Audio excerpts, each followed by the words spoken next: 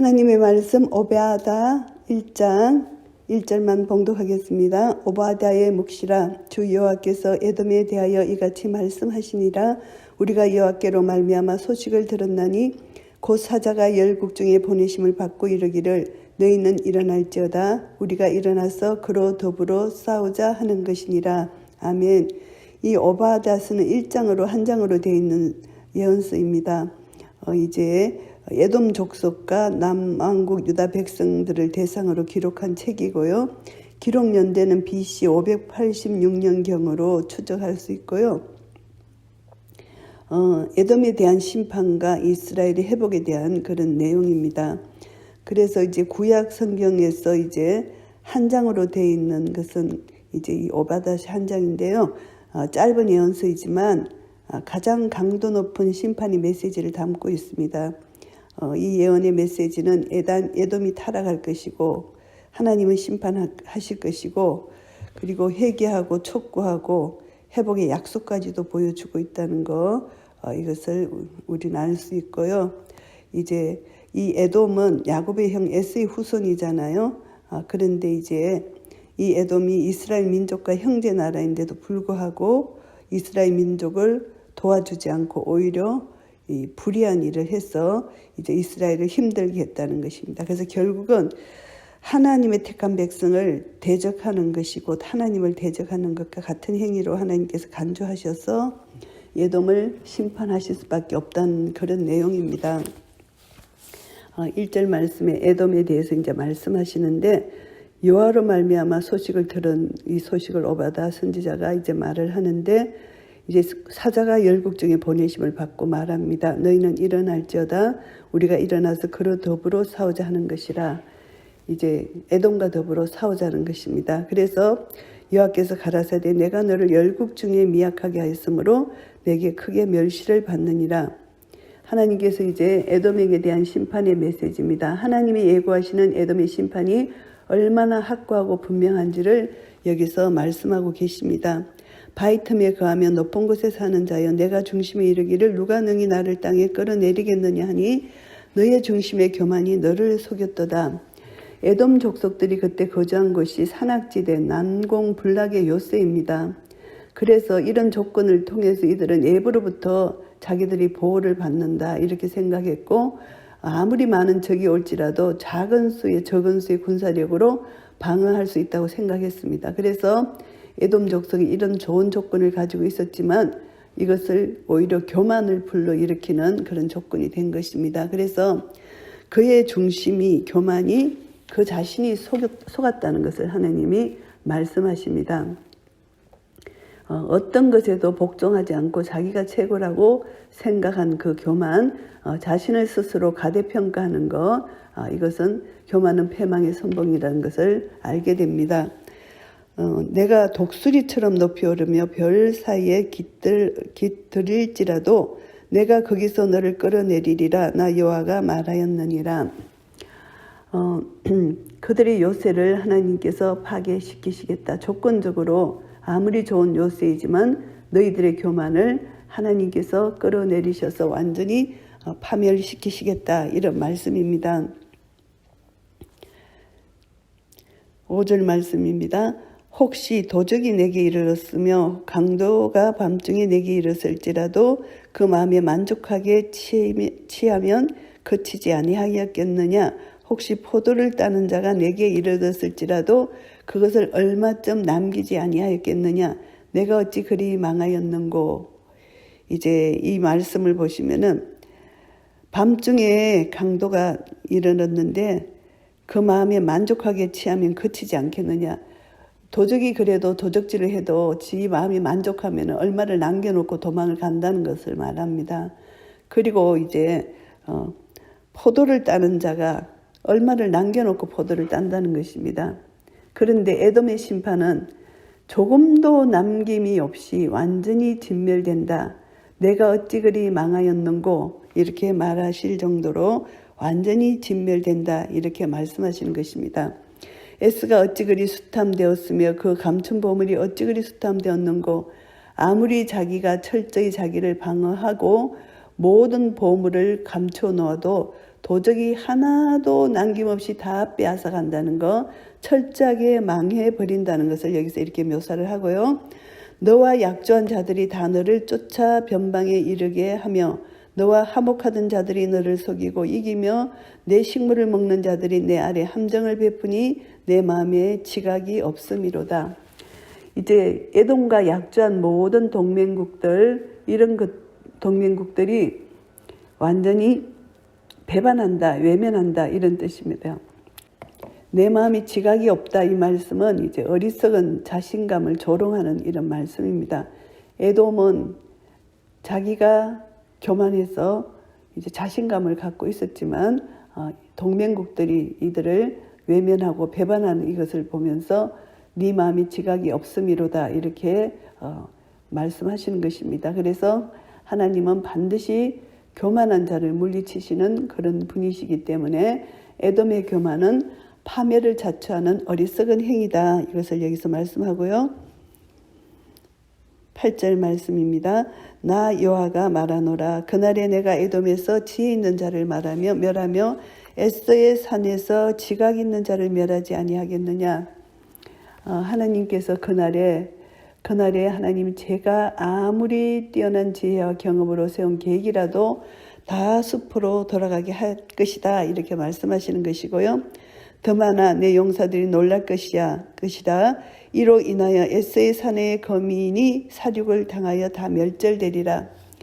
여기서 이제 더만이라고 표현되는데, 더만을 언급한 이유는 에돔의 주요 성읍입니다. 그리고 많은 지혜자들이 여기 거주한 곳이기 때문입니다. 그래서 에돔 멸망에 대한 예언은 이제 바벨론 정복자로 출현할 때부터 이제 아라비아인들 침공으로 거의 성취된 후에 뒤이어서 로마 제국으로 말미암아 완전히 침략을 당하여 완전히 멸망된 것, 이 예언의 말씀이 완전히 성취된 것을 알 수가 있고요. 이제 에돔의 죄가 어떤 죄인지를 이제 10절부터 밝히는데요. 내가 내 형제 야곱에게 행한 포악을 인하여 수욕을 입고 영원히 멸절되리라. 형제에게 행한 포악입니다.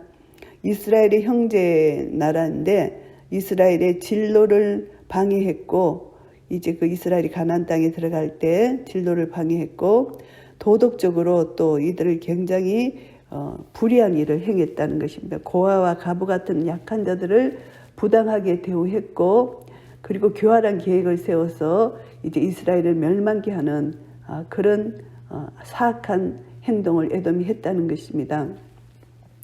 그래서 하나님께서 에돔을 심판하는 이유가 하나님의 백성에게 불의를 행했다, 그 이유로 에돔을 심판할 것이라는 것을 말씀합니다. 내가 멀리 섰던 날 곧 이방인이 그의 재물을 넉탈하며 외국인이 그의 성문에 들어가서 예루살렘을 얻기 위하여 제비 뽑던 날에 너도 그들 중 한 사람 같았었느니라. 결국 에돔이 형제 나라를 배반하고 이방인들의 편이 되어서 실제로 그들과 동참을 했다는 이것을 말씀합니다. 그래서 그들의 악과 버금가는 그런 악을 저질렀기 때문에 책임을 면치 못한다는 것을 말씀합니다.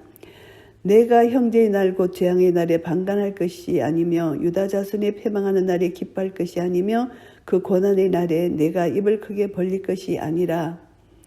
이제 재앙의 날에 에돔이 유다의 고통을 위로하기는커녕 멸시하고 조롱했다는 것입니다. 그리고 입을 크게 벌릴 것이 아니다. 그것을 교만하게 자랑했다는 것입니다. 장차 당하게 될 유다의 파멸, 고난에 대해서 비웃거나 자랑하지 말라, 이것을 말씀하고 있습니다.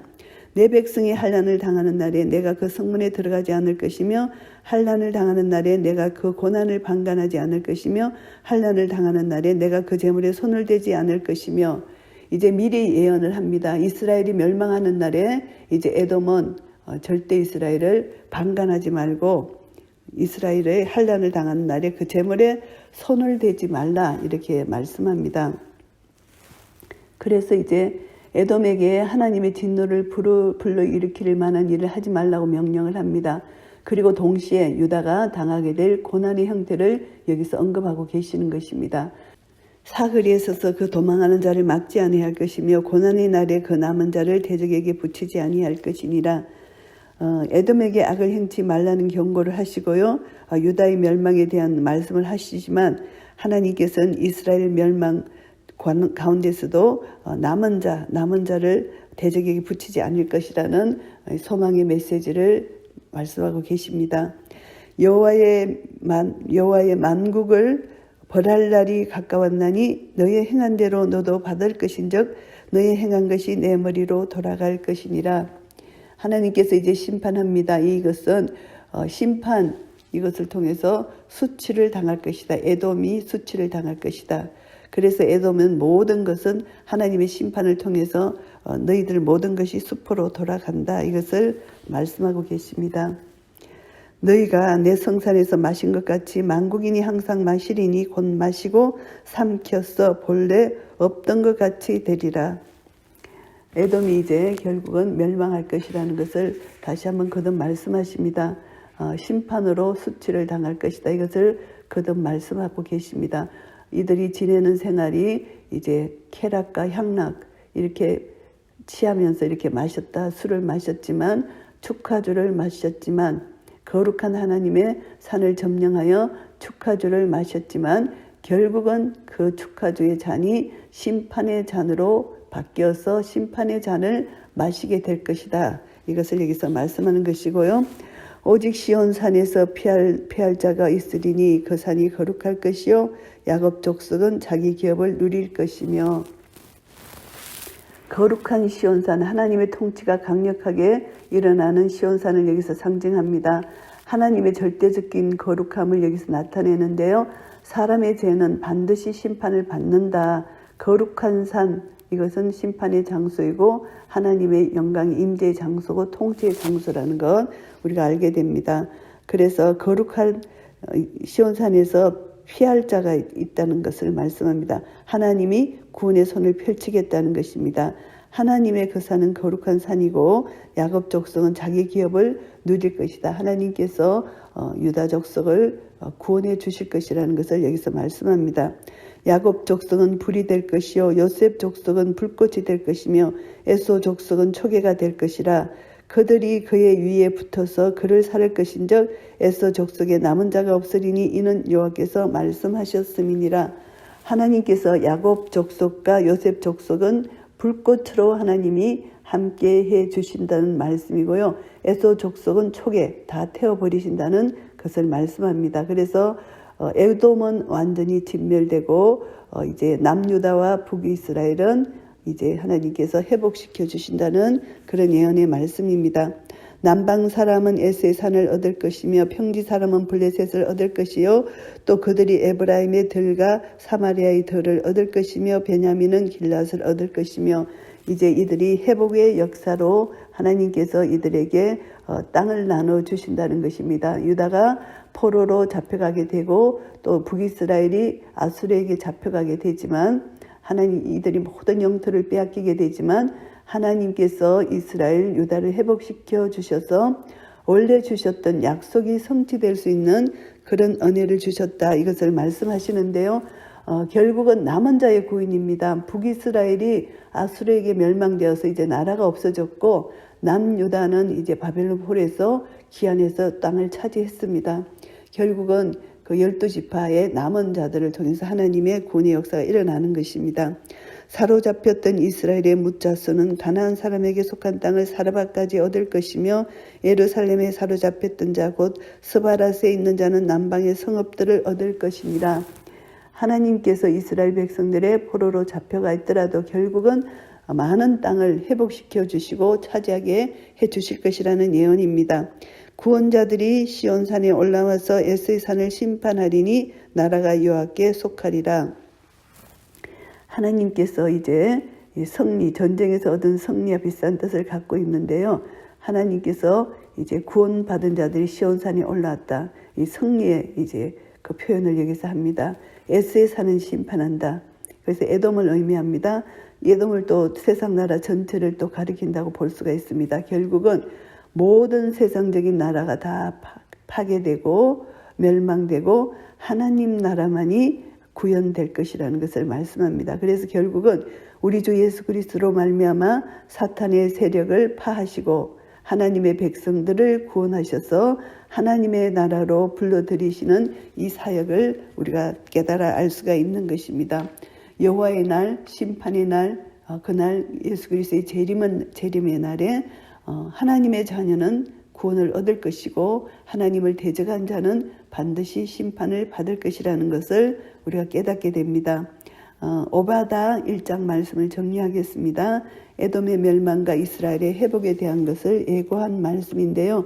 1절부터 9절까지는 교만한 에돔에 대한 것을 말씀합니다. 에돔에 대한 심판의 주체는 하나님이시라는 것입니다. 모든 것은 하나님이 시작하시고 하나님의 끝을 맺으시는데 내가 너를 열국 중에 미약하게 하겠다. 내가 거기서 너를 끌어내리겠다. 하나님이 이렇게 전쟁을 통해서 에돔을 심판하시겠다는 것입니다. 그래서 이제 에돔은 자기들이 의지했던 그 난공불락이라고 이제 했던 자기들이 그렇게 교만해 있었던 그것을 이제 수치를 당한다. 이것을 말씀하고 계시고요. 10절부터 21절까지는 에돔의 심판과 이스라엘의 회복에 대해서 말씀하십니다. 에돔은 이스라엘의 환난을 방조한 것이 심판의 이유입니다. 그래서 이스라엘이 환난을 당할 때 큰 소리로 좋아했다. 내가 입을 크게 벌릴 것이 아니라 큰 소리로 좋아하지 말라는 것입니다. 환난을 당하는 날에 내가 그 성읍에 들어가지 않을 것이며 에돔이 아수르나 갈대인들과 합세하여 이스라엘을 침략한 사건을 여기서 말씀합니다. 그리고 또 사거리에 서서 그 도망하는 자를 막지 않을 것이며 이들은 이제 열국이 예루살렘을 침공했을 때 유다를 돕지 않고 오히려 피해 도망하는 이스라엘의 길목을 가로막고 그들을 살상한 이것을 여기서 염두에 둔 말씀입니다. 그래서 결국은 에돔은 이스라엘의 멸망을 방조하였을 뿐만이 아니라 그들의 패망을 기뻐하였다는 것입니다. 이처럼 언약 백성을 돕지 않고 무시하는 태도는 하나님이 백성을 무시하기 때문에 하나님을 무시한 것이다. 이렇게 간주하셔서 하나님의 심판을 받을 수밖에 없는 중대한 범죄에 해당한다. 이렇게 볼 수가 있습니다.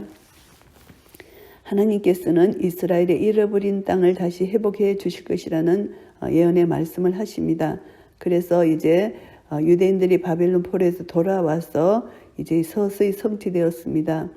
그리고 이제 마카비 영도하에 이제 유대가 독립을 일으키고 이제 서서히 이것이 성취된 것입니다. 하나님은 약속의 땅을 주신다고 약속한 그 약속을 온전히 지키시는 분이십니다. 그래서 이것을 보면은 종말론적으로 우리가 하나님이 우리와 약속하셨고 하나님을 섬기고 하나님을 의지하는 그리스도인들 성도들에게 하나님은 종말론적으로 회복을 약속해 주셨잖아요. 그러니까 우리가 이제 이스라엘도 이렇게 회복의 약속을 주시는 하나님께서 끝까지 주님을 믿고 의지하는 자에게는 하나님은 심판을 하지 않고 하나님을 대적하는 자를 심판하시고 하나님의 백성들에게는 그들의 심판의 날이 구원의 날이 된다는 것입니다. 그래서 하나님의 놀라우신 역사는 하나님의 백성들, 하나님을 의지하고 하나님을 따르고 순종하는 자들에게는 마지막 때 주님의 재림의 때가 구원의 날이지만 하나님을 대적하고 하나님 백성들을 방해하고 억압하고 그들을 핍박한 자들에게는 반드시 심판의 날로 임할 것이라는 것을 약속해 주셨습니다. 우리는 이 말씀을 통해서 우리를 구원해내시는 하나님의 놀라신 공의, 예수 그리스도 안에 들어감으로 우리는 모든 심판을 면하게 되고 우리의 모든 죄악이 예수 그리스도의 십자가로 말미암아 완전히 사해짐으로 우리를 의롭다 칭해 주신 그 하나님의 사랑 안에서 우리는 날마다 거하며 내 안에 계시는 예수 그리스도, 내가 예수 안에 거함으로 말미암아 우리의 삶을 통해서 예수 그리스도가 날마다 선포되고 전거되고 자랑될 때 우리는 날마다 승리의 삶을 살 수 있고 하나님께 영광을 돌려드릴 수가 있는 것입니다. 이런 은혜가 우리 모두에게 있으시기를 예수 그리스도 이름으로 축복합니다. 아멘.